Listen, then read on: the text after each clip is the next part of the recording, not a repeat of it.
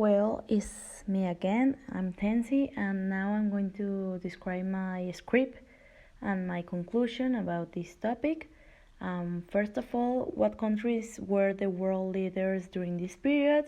Most of the countries on one side were allied to NATO, whose most powerful country was the United States.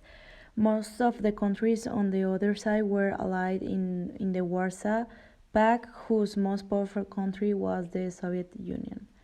Then the Western capitalism groups of countries includes Western Europe, the Americas, Turkey, Israel, Japan, South Korea, Thailand, Iran, Pakistan, Malaysia, Philippines, South Africa, Australia, and New Zealand.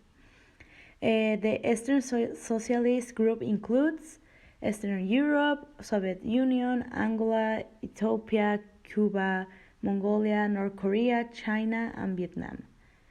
Why did countries who were allies during the war become enemies afterwards? Well, to be precise, true, they were allies during the war, but common monster was still there and Stalin allied that the West, particularly the British and the USA, were deliberately not helping the Soviet Union much when it was fighting Germany. The mistrust was also seen during the Casablanca Conference. The Soviets wanted to make sure that never again would they face an invasion. Germany had invaded in 1914 and 1941. Stalin wanted to protect Russia.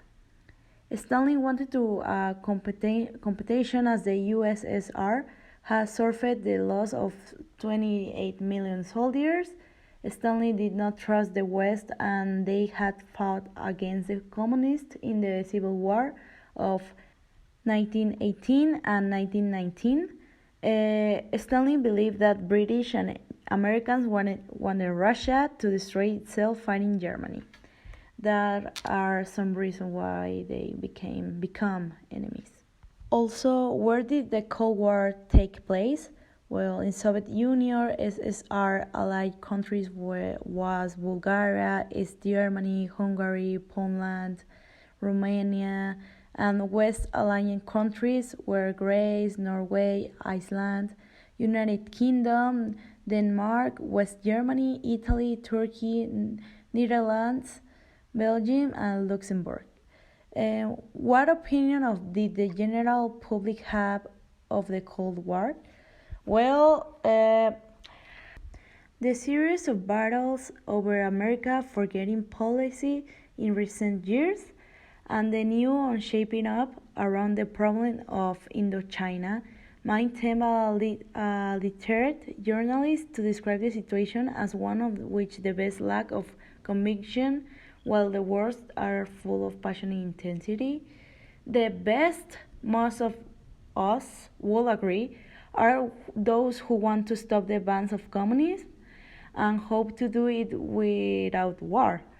Those who were against the idea of preventive war when some people were proposing it in the days before Russia and the H-bomb, and who have along been against appeasement, against cutting armaments for reason of economy, and against a treatment behind our own borders into an aiming insulating which will leave the rest of the world to fend for itself.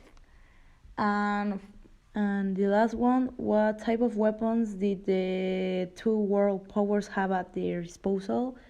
The intense military rivalry between the United States and the USSR created the impetus and technological advances.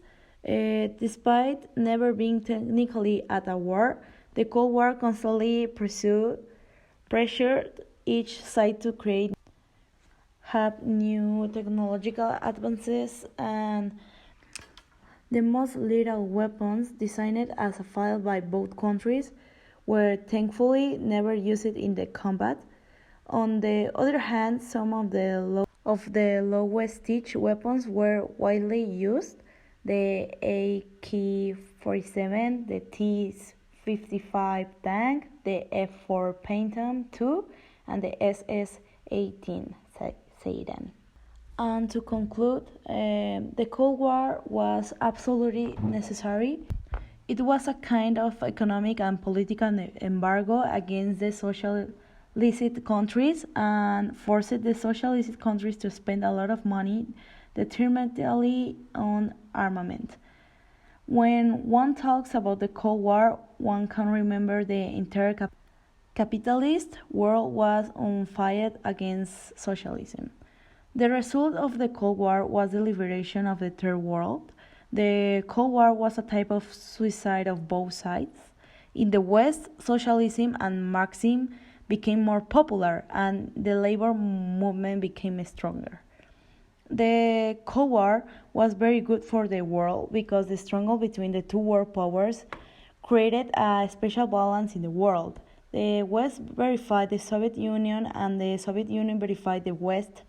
Both fulfilled their promise that was established in Jalta. After all, they agreed not to use nuclear weapons at first. The Cold War was very bad for social countries because modern culture and technology did not reach us, but it was very good when it comes to classical culture. In these countries, the most possibility was to advance in learning, sports, political loyalty, creativity, so that everyone learned, and that's all I have to say about Cold War, but also about capitalism. In conclusion, no more effective way to manage an economy has been found. It is responsible for the vast majority of improvements in quality of life in the 20th century. It is not free from defects. It is a moral. It doesn't care about the inconvenience of debt or those who have little economic value. It doesn't not produce optimal results in real world conditions, and although no other system either, and many of these can be resolved with simple policies. Again, other systems also have the problem of corruption, but this is the one that is more effective. And socialism is a way of governing a form of economy where the government chooses everything. The companies, the business, that everything is managed by the government and the government is the one in charge of like give everyone equal things, but we don't have to trust at all. And that is my conclusion. To thank you and have a good night.